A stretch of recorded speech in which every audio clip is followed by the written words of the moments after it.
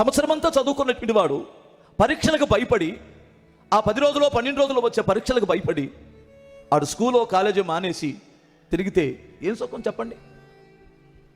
వాడికి సర్టిఫికెట్ వస్తుందా? వాడు ఉపయోగకరమైనటువంటి వ్యక్తిగా ఉంటాడా? నువ్వేం చదువుకున్నావంటే, నేను దాదాపు ఇప్పుడు 10 సంవత్సరాలు చదువుకున్నాను కానీ పరీక్షలప్పుడే మానేశానండి, కాకపోతే చదవడానికే చదివాను కానీ నాకు ఏ డిగ్రీలు రాలేదు అని అన్నాం అనుకో, సుఖం ఏంటి? ఇది జ్ఞానం ఎంత అనేటువంటిది జాబుకి వెళ్ళినప్పుడు కదా ఈ జీవితం బయటపడింది. ఎందుకంటే ఆల్రెడీ ఇది చదవలా, వాడి మీద వాడికి నమ్మకం లేదు, నేను పాస్ అవుతానని నమ్మకం లేదు. ఇప్పుడు నీ మీద నీకెందుకు నమ్మకం లేదు? నీవు లోకాన్ని విడిచిపెట్టావు, క్రీస్తు కొరకు వైరాగ్యం కలిగి బ్రతుకుతున్నావు, ఒక సత్తువ కలిగిన సంఘములోనే ఉన్నావు, నీతి కలిగిన వ్యక్తిగా నువ్వు బ్రతుకుతున్నావు, అయినా నీకు శ్రమలు వస్తున్నాయి అంటే దానికి కారణం ఏమిటనుకున్నావు? నీలో ఉన్న లోపం అనుకుంటున్నావా?